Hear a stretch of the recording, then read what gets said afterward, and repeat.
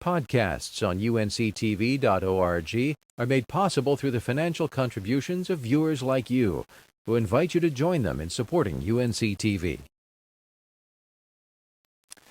Beginning with the publication of A Long and Happy Life, almost 50 years ago, readers from all over the world have admired the works of Reynolds Price and admired the man who wrote them. At last, we have the story of how this first wonderful story of Rosa Koch Mustang came to be.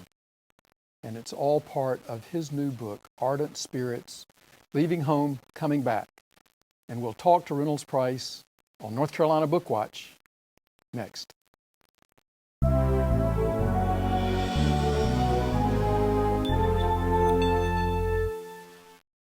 Funding for North Carolina BookWatch is provided by financial contributions of viewers like you, who invite you to join them in supporting UNC-TV. And by Quail Ridge Books and Music, Raleigh's independent full-service bookstore, bringing readers and writers together since 1984.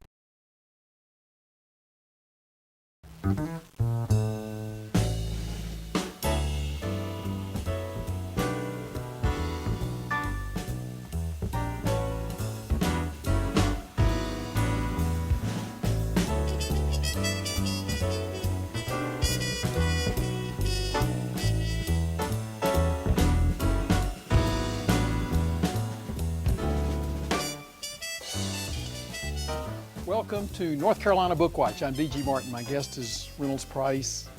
Reynolds Price is the author of Ardent Spirits. Welcome. You grew up in Warren County and in Raleigh and stayed in North Carolina to go to college at Duke University, leaving for, well, looking back for a brief time, but for a very important time of 3 years at Oxford as a Rhodes Scholar.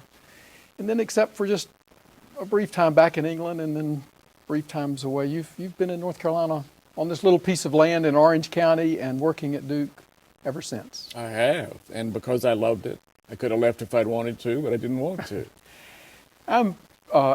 There's so many pieces of this new book, which is basically centered around your time at Oxford and then your return to teach at Duke afterwards. But as you heard, what has fascinated me is the development of this wonderful book, A Long and Happy Life, as part in England and developing partly in England, but not able to come to fruition until you came back. So why was this time in England so important to you? Well, it was the first significant time that I'd really left home. Boys like me were born during the Depression. I was born in the worst single month of the Depression, which was February 1933. If you look at all the stats, February 33 as low as they went. And my father suffered that badly as a man looking for work. But with World War II and the Depression, I barely got outside the state boundaries until the time came to go off. I went to New York for the first time when I was a senior in high school, and that seemed a world away. But I won this wonderful grant, this fellowship, and went off in September 1955 on a wonderful ship, the SS United States, the fastest steamer afloat. And I stayed there 3 years. I didn't come home. Nowadays, when boys or women go to graduate school in Europe, they fly home for Mother's birthday and for Christmas vacation and so forth, which I think is absurd.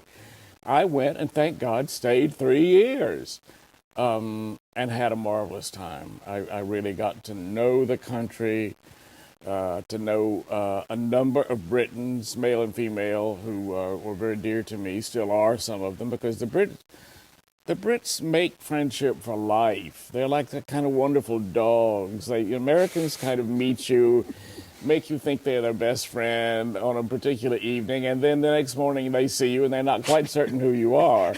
Not so the Brits. Anyway, I had that marvelous 3 years, and then I came home. I was suddenly, unbeknownst to me, I was offered this job teaching freshman English at Duke.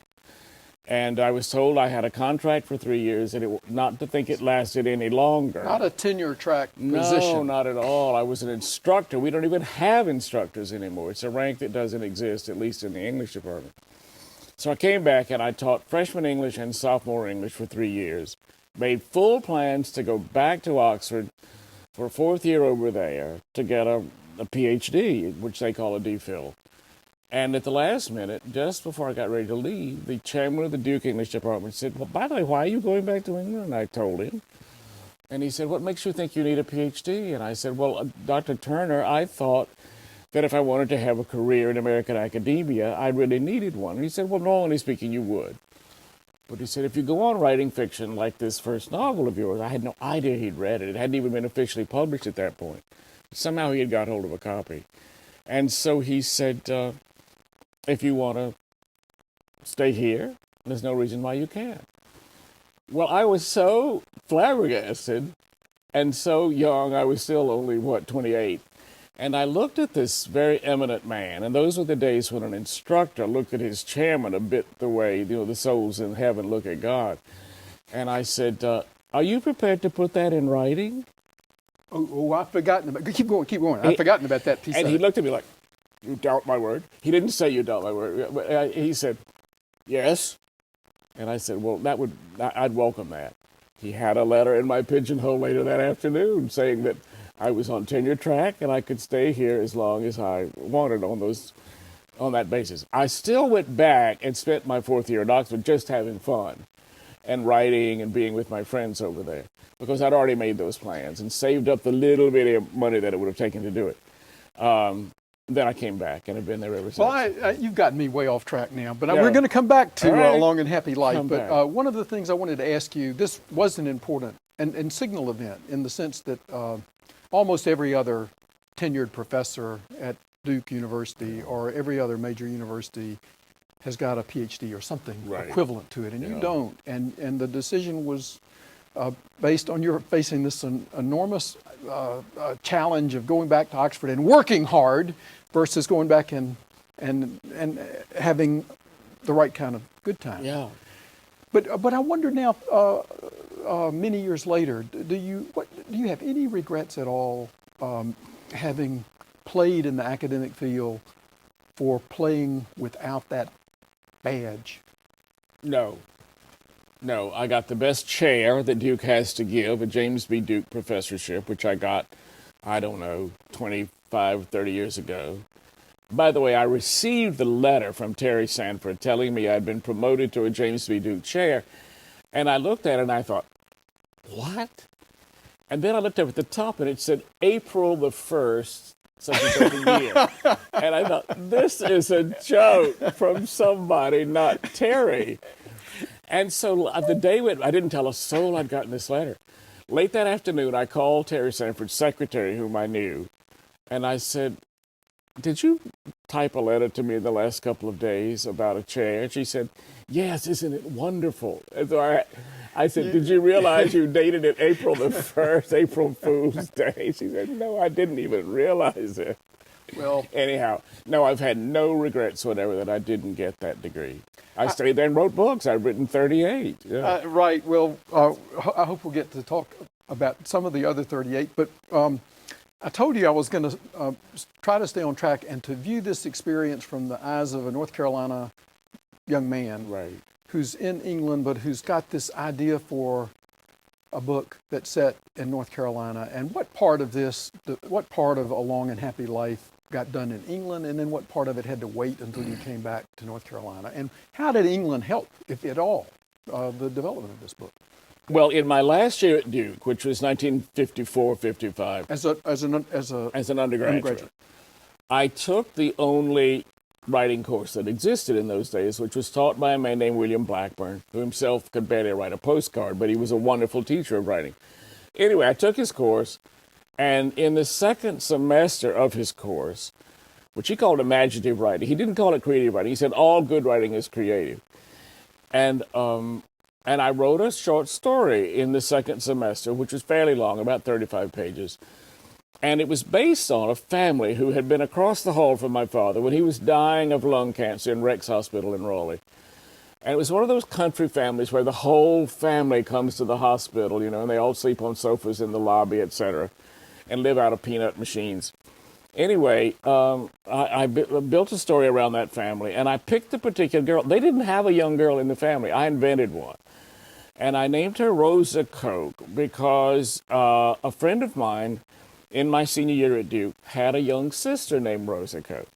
And Mustian was a good Warren County name. So Rosa Coke Mustian I put there.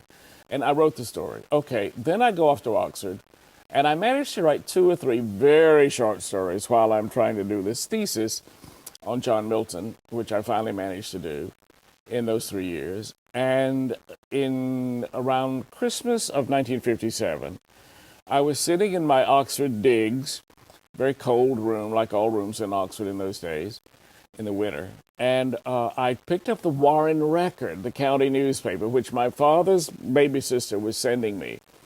And in those days, they had the letters to Santa Claus from children. Dear Santa Claus, I want a baby doll and a so-and-so and a so-and-so. And they always said at the end, fruits and nuts and candy. And this was some little girl, and I've forgotten what she wanted, but I thought, oh gosh, yeah, Christmas at home. I'm not going to be home again for the 3rd Christmas. And I started thinking suddenly of one of the most memorable parts of Christmas in my own childhood, which was Christmas pageants. When we all put on bathrobes and towels around our heads and became shepherds and wise men and so forth. And I thought, gosh, I could make a really good story with Rosa Coke in it and her boyfriend Wesley. And she's going to be the Virgin Mary for the first time in the Christmas pageant. And then I thought the word virgin. And then I thought, she's going to be pregnant. She's going to be sitting there pregnant, and she knows she's pregnant. Though nobody yet knows it, including Wesley, who's the father of the baby. And in those days, very few girls ever thought of an abortion or getting rid of a baby in any way. And so there she sits as the Virgin Mary, pregnant. And I thought, gosh, that's going to be a really good story. But it's December 57, and I'm not going to get to go home until the spring of 58. And I don't want to start writing this story until I've gone back home and have got that language back in my ears. The way kids I went through the 6th, 7th, and 8th grades in Warrenton with country children. Fathers ran tobacco farms out in the county. The children frequently worked in the tobacco fields with their fathers and brothers.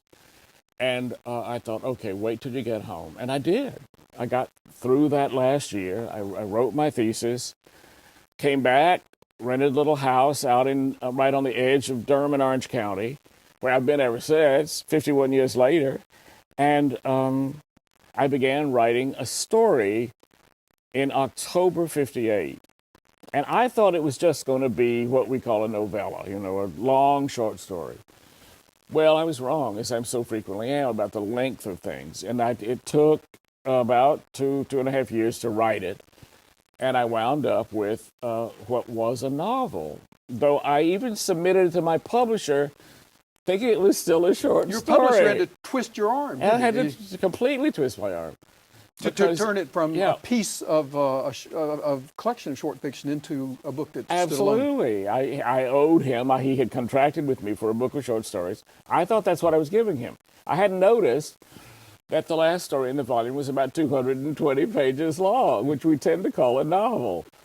And so it took a while for him to really twist hard enough to get me to agree to cut that story, which then was called A Long and Happy Life, out of there. And let the short stories wait a year or two while this novel was published. And by the way, I got the title. Many people have wondered. Yes, A Long and Happy Life, thinking I invented this famous phrase. Well, I didn't. I got it out of a wonderful movie that I saw in those years at Oxford, which was The Bridge on the River Kwai. And very late in the film, William Holden, the great American actor, is with a young fellow, and they're getting ready to blow up this bridge, which the Japanese have built over a gorge, I guess in Thailand, somewhere in Southeast Asia. And he looks at the boy, knowing that their chances of surviving this are very poor. And he just looks at the boy and says, "Let me wish you a long and happy life." And I thought, you remembered that? Wow, that became the title. What a phrase, yeah. So this is sort of the same question, but let's get back into your experience in England. And whether or not you could have written this book had you not been away from North Carolina. Did you have to be away from North Carolina for this book to be formed, or had you never gone to Oxford, would it have come out pretty much the same way, you think? Well, of course, I can't completely answer the question, but I do think that being there for that whole 3 years gave me a sort of depth of reflection about my childhood, boyhood, young manhood in Northeast North Carolina, sort of, an hour and a half, 50 miles north of Raleigh. Big tobacco growing country, very rural, county that in those days, and alas, even now, still ranks very low on the list of 100 North Carolina counties in terms of poverty, etc. But I had a wonderful time growing up there in many ways. I also had some bad experiences with boys who wanted to beat me up as often as possible, but that's usual when a new boy moves to town. But I think, yes, I don't think that novel would have hatched out in my mind with the fullness that it ultimately had I not lived in eastern North Carolina and fairly quickly thereafter gone about as far away as I could get, which is 4,000 miles away to Britain. Well, now, I want to connect this back to your experience. Your experiences in England and in Europe are so rich and so diverse. We're not going to come close to talking to all of them, but there is a connective link in the sense that your first novel was dedicated to Michael Jordan, right. And not the Michael Jordan whom we think of now. You, the Duke professor, wouldn't Everyone dedicate. thinks I knew the Michael Jordan back in 1962. But Michael Jordan is probably of the many celebrities and teachers and friends, Michael Jordan's probably the most important character in your new book. And would you tell us about him and your friendship and the things that you all did and what that meant to your life? Well, when I first got there 10 days or so before actual term began, and was in my college, which was Merton College, the oldest college at Oxford. And I was sitting in my room, which is in the oldest quadrangle at Oxford, Mob Quad Merton, built around 1260, something like that. And I was sitting there reading, and there was a knock at my door, come in, and this young man comes in, and he takes one look, and very politely, in his slightly upper middle class British accent, says, "I don't suppose you'd be interested in playing soccer." He took one look, which is all he needed to know that I wouldn't. And I said, he's used the word soccer rather than football, which he knew you were American. Had he known I was British, he'd have said, he knew I was American. So I said, well, no, I wouldn't, but I said, come on, would you like to come in? We'll have a cup of coffee or a glass of sherry or something. So he came in and sat down, and we began just talking freely. And turned out that he had spent a year living in Canada when he was about, I don't know, maybe 12. He had an aunt who lived in Canada and went over there and stayed with her. So he had some knowledge of the North American continent. And he was a tremendous expert on American jazz. I knew a huge amount about Louis Armstrong and the really very first jazz musicians.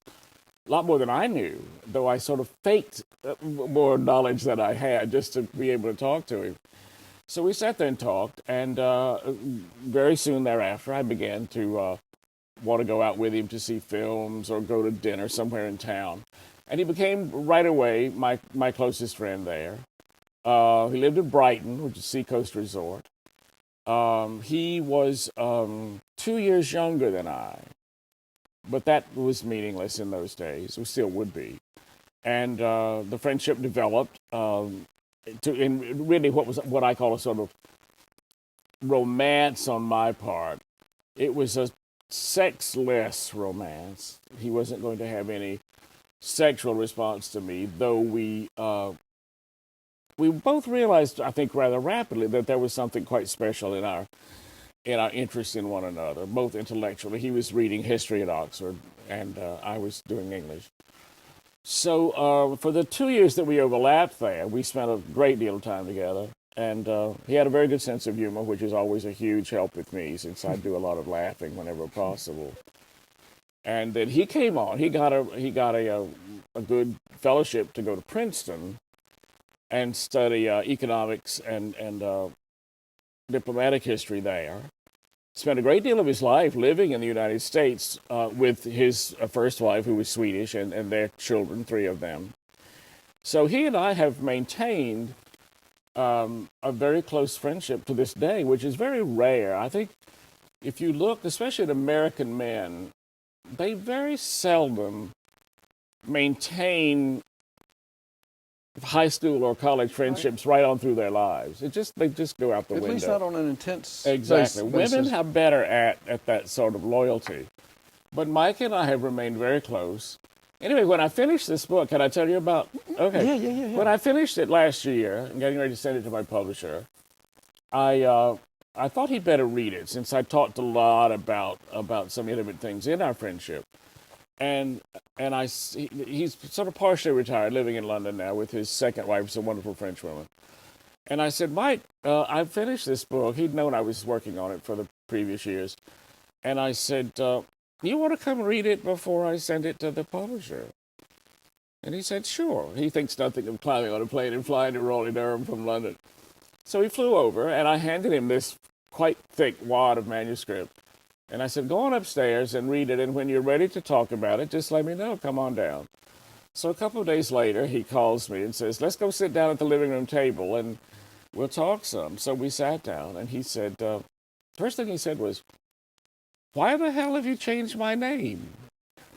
Because I had called him something else. Like, you concealed him. I concealed his name. I called him Zach Lee. And I said, well, I don't know. I thought you might just like to be somebody else in the book. He said, no, I want my own name.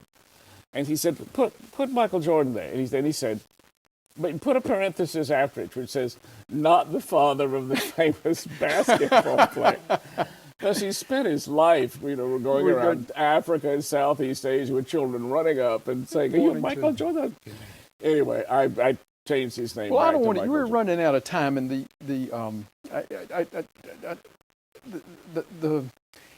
in many respects, this book is a love story of your love, both as a friend, and then also, I don't know, for the first time as forthrightly as you do in this book, you share with your friends and your readers that you would have taken this to a different level had it been open to you, and that this is and that although this friendship persists because it wasn't reciprocated on a sexual basis, your first sort of dramatic encounter with a male lover, right, which was fulfilled, did not last. And so these two, both not fulfilled totally, but one unfulfilled, persisting, kind of an interesting consolation prize, isn't it? And I certainly would not want to claim that I don't think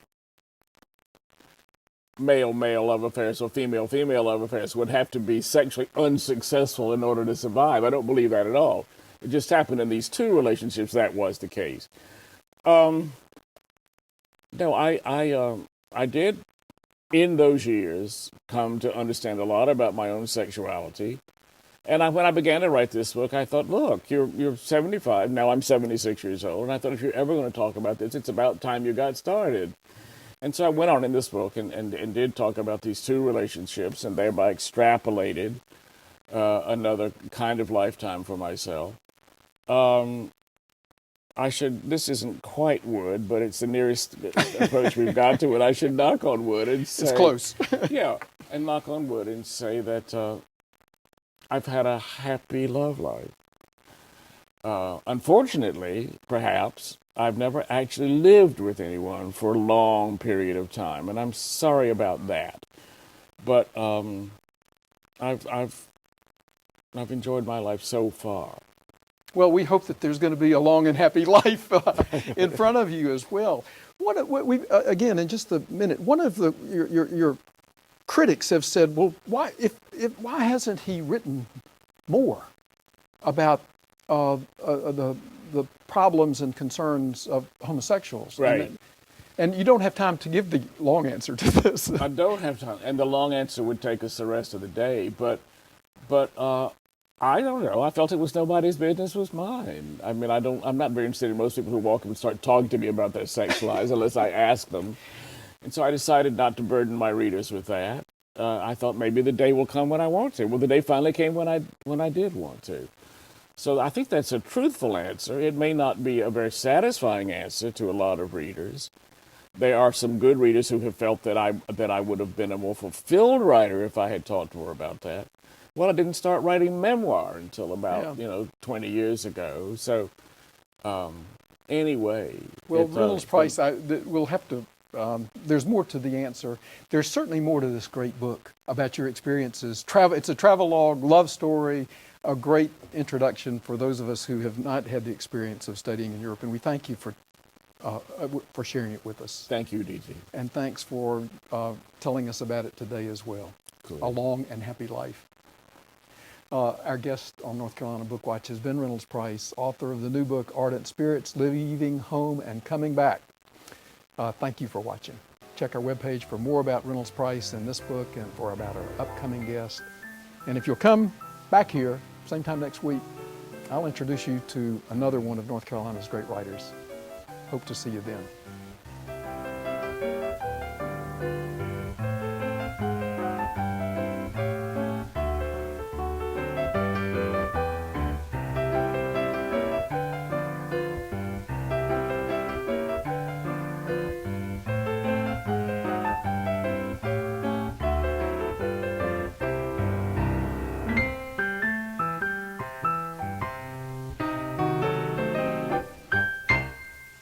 Funding for North Carolina Book Watch is provided by financial contributions of viewers like you, who invite you to join them in supporting UNC-TV.